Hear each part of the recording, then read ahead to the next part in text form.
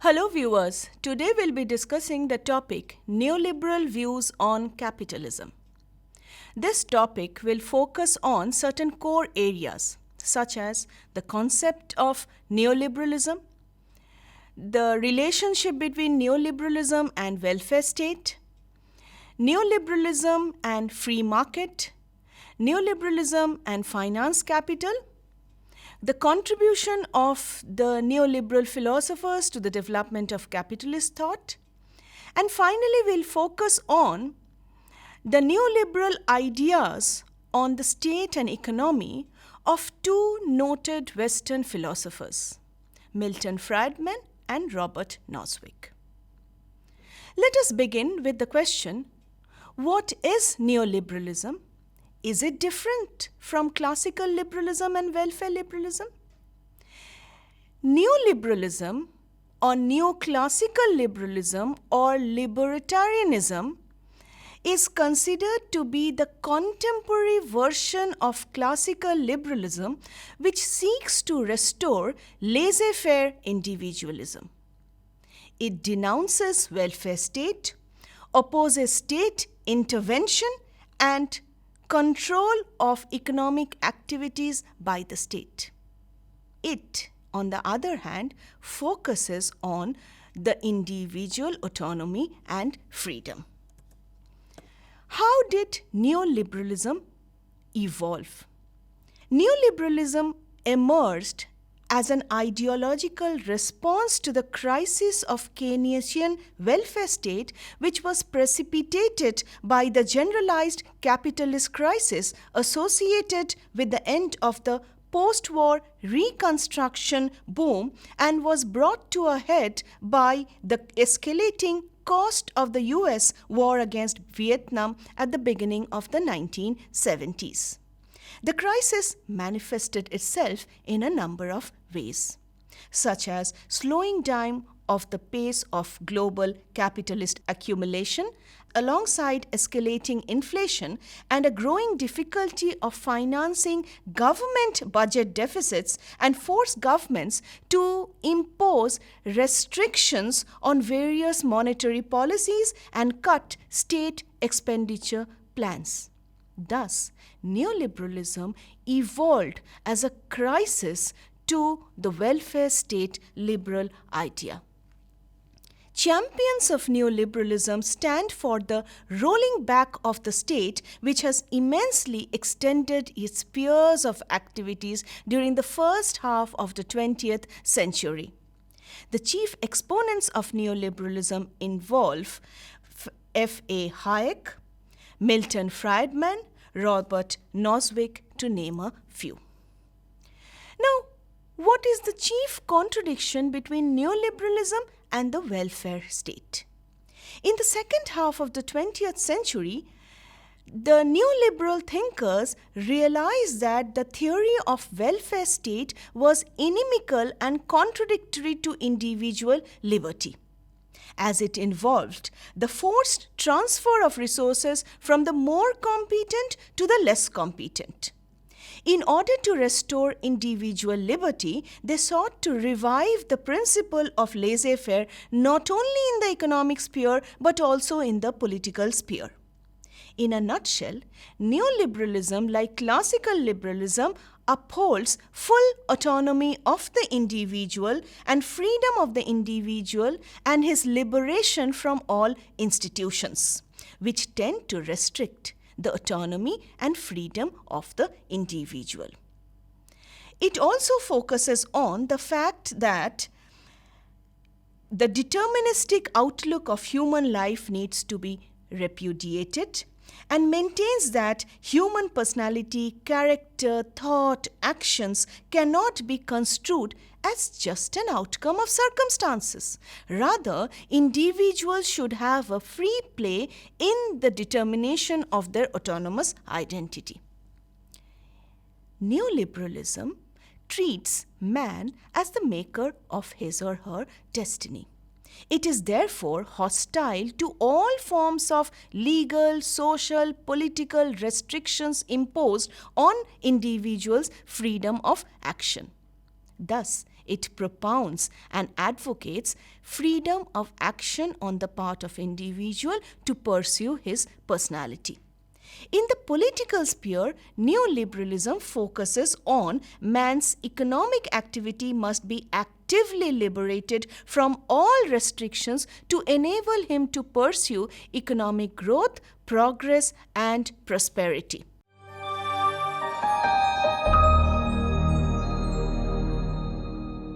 Now let us try to understand how do the neoliberals construe the idea of free market. All neoliberals believe in the primacy of the spontaneous order of human relationships as exemplified in free market systems. They deplore any politics, and they are referring here to socialism, which pretends to have definitive knowledge of human needs, and the neoliberals believe that no government can have any knowledge of human needs and aspirations. Human needs manifest themselves through different unpredictable transactions between individuals living in a free or an open society. If the government tries to regulate these free activities of individuals, it would amount to curtailing their freedom without fulfilling their genuine needs. It would therefore be advisable to transfer such decisions to the market, which will maximize their choice. Therefore, in the economic sphere, free markets provide for genuine democracy. In the political sphere, market represents a model of genuine democracy where votes are traded against welfare benefits, and the cost is borne out by the most productive members of the society. Neoliberals further uphold the fact that they consider neoliberalism as a political project that is justified on philosophical grounds and seeks to extend the competitive market forces, consolidate a market-friendly constitution, and promote individual freedom and autonomy. It signifies a renewal or reform of classical or laissez-faire individualism and called in particular for a strong state which would regulate as well as protect and expand free markets. It therefore called for a free market, strong state. Please remember, students, here, classical liberals focused on free market and a minimalist state. Here, the neoliberals are focusing on a free market but a strong state. Neoliberals reasserts and represents a belief in liberal political economic system. It rests its foundation on modern liberal economics. It was thought that economic freedom should have precedence over all other kinds of freedoms, and it is considered to be the basis for the enjoyment of all other freedoms. In a nutshell, it believes that economic freedoms are the base on which other political freedoms can be enjoyed. The purpose of the state is to ensure that the market functions and remains central in the organization of social life. Let us now move on to the chief exponents of neoliberal capitalism and what are their specific ideological views. Major neoliberal economists include Milton Friedman, Friedrich von Hayek, George Stigler, James Buchanan, Gordon Tullock, Anne Kruger, Ian Little, and Alan Peacock. What is important to understand is that the analytical tools and theories of free market economics remain the core intellectual background of neoliberal theory and policy in national and international development. The doctrine of neoliberal capitalism provides that all our economic and social problems have a market solution, which is a very, very interesting proposition. In simple language, our problems can be solved by the market, and state failure is typically worse than market failure. According to the neoliberal capitalist approach, the main distinction between modern capitalism and neoliberal capitalism is the role of the market. In market capitalism, the market functions reduce their role to the production and distribution of goods and services. On the other hand, in neoliberal capitalism, the role of the market is extended. Beyond production and distribution of goods and services, the market also extends its control and role in almost all spheres of human actions and activities. It is generally accepted by economic historians that the US economic policies which followed Keynesian model as the dominant applied macroeconomic and microeconomic policies since the Great Depression of 1929 and President Roosevelt's New Deal in 1933 until the middle of the 1970s. Neoliberal capitalism is conceptually supported by specific aspects of free market economic analysis. In other words, neoliberal capitalism can be perceived as the applied type of mainstream economic theory in its most positive form. Neoliberal capitalism is most essentially a term which is used to describe the various phases of capitalism where restrictions on the global flow of commodities and capital, including capital in the form of finance, has been substantially removed. Since such removal happens under considerable pressure from globally mobile or international finance capital, neoliberal capitalism is characterized by the hegemony of international finance capital with which the big markets, especially countries, get integrated, and which ensures that a common set of neoliberal policies are pursued by all countries across the globe.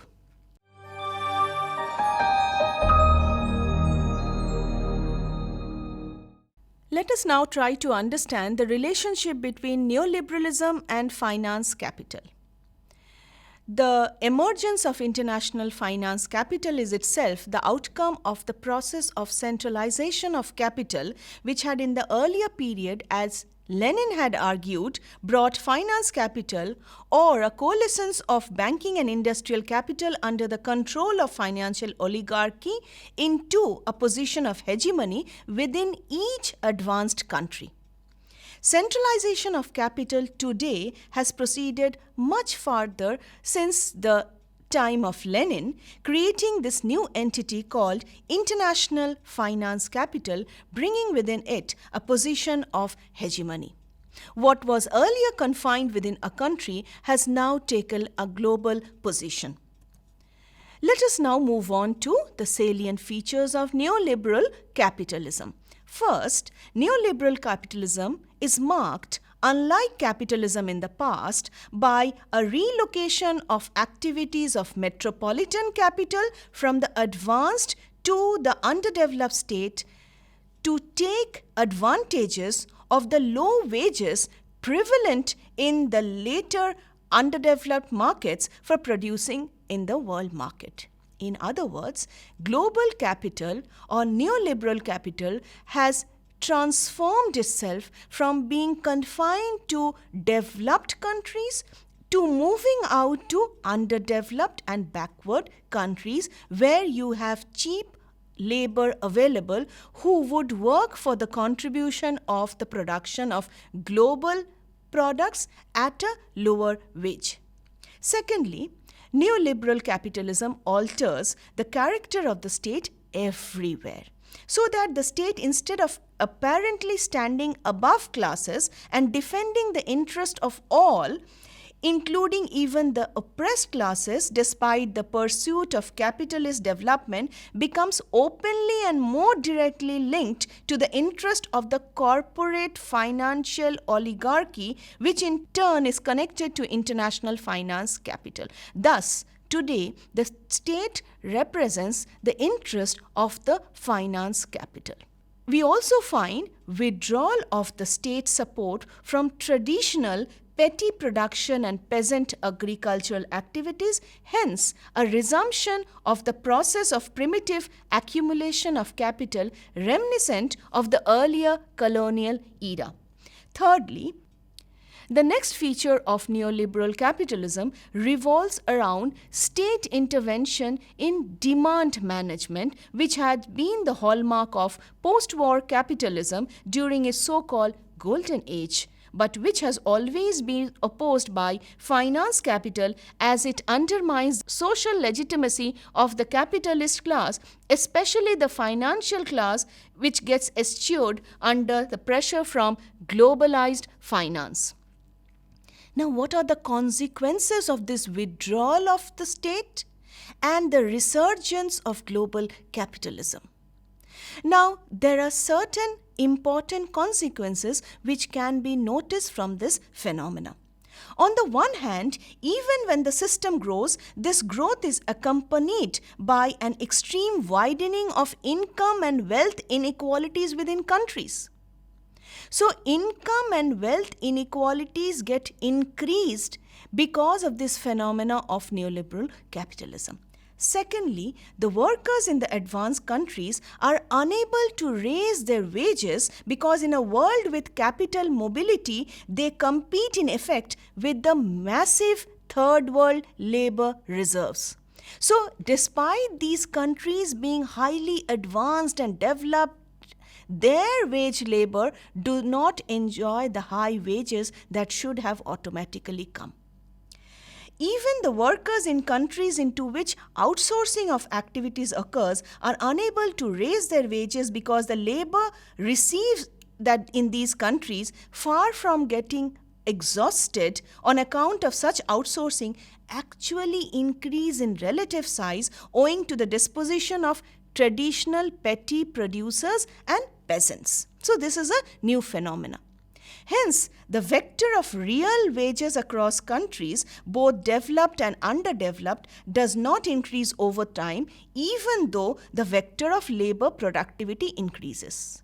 Therefore, we can conclude that there is no direct connect between a financial advancement and wage increase. This dispossession of peasants and petty bourgeoisie and producers and the dissemination of their economies even causes in third world countries an absolute increase in the level of malnutrition and material deprivation. So students, here you need to understand that finance capital or neoliberal capitalism also increases economic deprivation and poverty in different countries.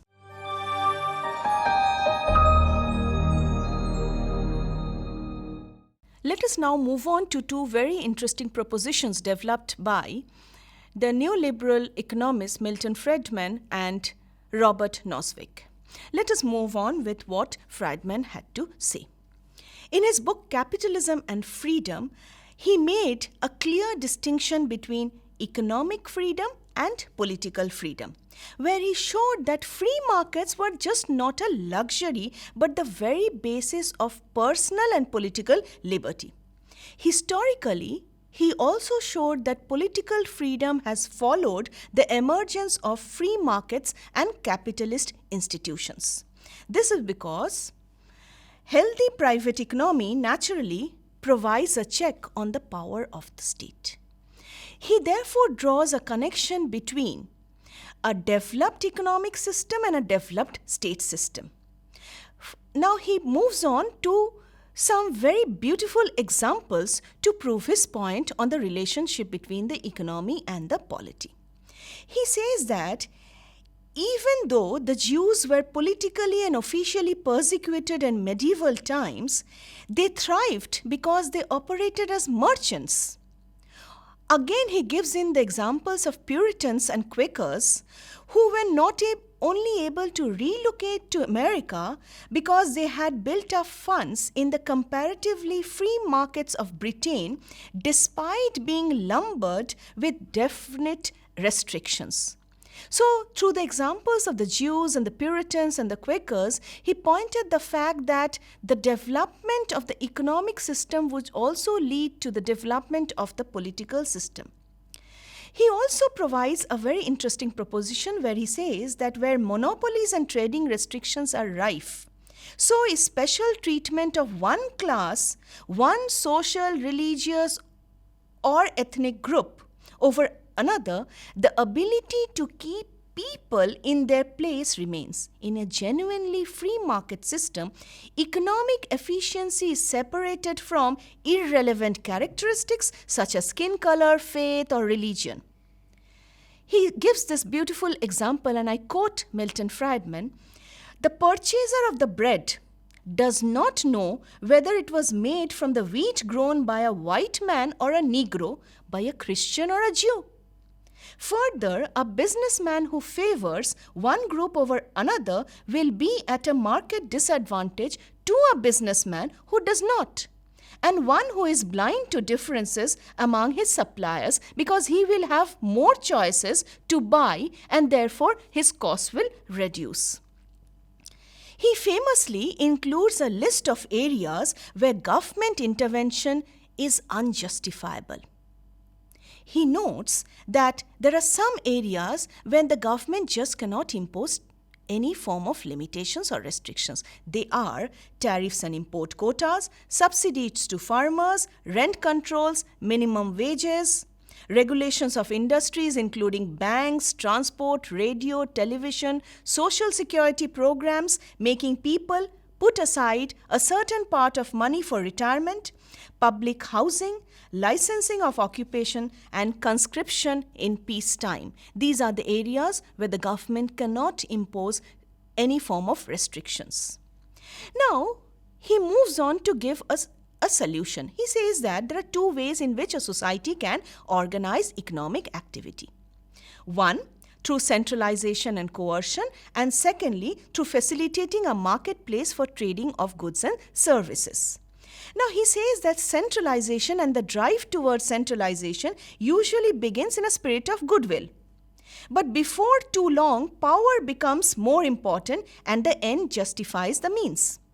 Coercion and violence are considered a small price to pay for the glorious dream of equality.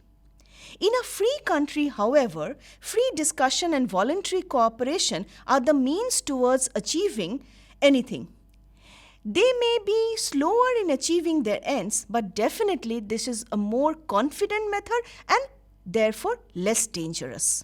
The beauty of markets is the way in which they allow unanimity without conformity. This is an advantage of market-regulated society. A direction emerges, but no one has been made to do anything out of coercion. So free market gives individuals more freedom. The heart of liberal philosophy, he argues, is people should be given equal rights and equal opportunities, but definitely that does not mean they should be given equality of wealth. If all people grow richer in capitalist system, this is a welcome byproduct of freedom. There's nothing wrong in it if people become rich because of their own enterprises and initiatives. But this is not the purpose. The purpose of a free capitalist system is the freedom of the individual. What they do with their freedom is their business. Let us now move on to Robert Nozick and his libertarian philosophy. Robert Nozick is best known for his seminal critique of Rawlsian theory of justice in his very famous book, Anarchy, State and Utopia. In fact, the philosophical dialogue between Rawls and Nozick constituted the basic discussions and dialogues over economy, polity and society for a long time. With respect to political philosophy, Nozick is a right-wing libertarian, which in short means he accepted the idea that individuals own themselves and have a right to own private property. While he argued that the state is a legitimate institution, he thought that only a very scaled-down version of the state that only provides security to individuals, maintains law and order, would be justified. The state should not interfere in internal affairs of the individuals. Nozick's version of a legitimate government is sometimes called the night watchman state, which underscores what he saw as his essential function: to protect individuals and their private property, nothing more than that. This means that to properly respect contracts and agreements and to resolve property-related disputes, a judiciary is definitely necessary. And with respect to protecting persons and their property, a police force and a military is also legitimate. And citizens can be justifiably taxed to support these basic functions, nothing more than that. In other words, Noswig justified the fact that citizens can be taxed in order to enable the state to fulfill certain police and law and order functions. However, no more expansive function of the state was justified according to Noswig. He never supported the idea of a welfare state.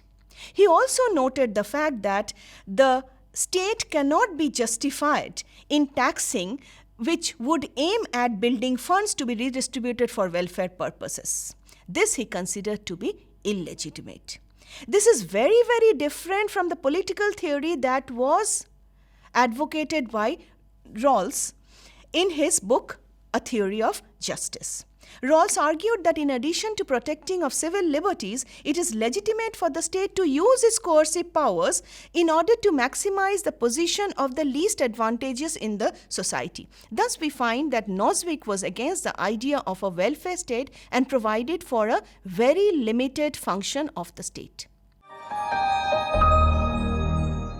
How do we conclude the neoliberal views on capitalism? Founders of neoliberalism believed that the market is not just a platform to exchange goods and services. Rather, market-based economic activities is key to arriving at the best decisions about all matters, economic, political, social, or otherwise. Further, it was thought that economic freedom should have precedence over all other kinds of freedoms, and therefore economic freedom is the fundamental of all freedom, and it will guarantee all other kinds of freedoms and civil liberties to individuals. Only a society that is organized around the market can be the one that will promise both individuals' liberty as well as societal prosperity and progress. In such a society, the state exists only to make sure that the markets function and remain central in the organization of social life. I would like to conclude today's discussion with a quote from David Harvey from his book, A Brief History of Neoliberalism. To quote him, "Neoliberalism holds that the social good will be maximized by maximizing the reach and frequency of market transactions, and it seeks to bring all human action into the domain of the market." That's all for now. Thank you.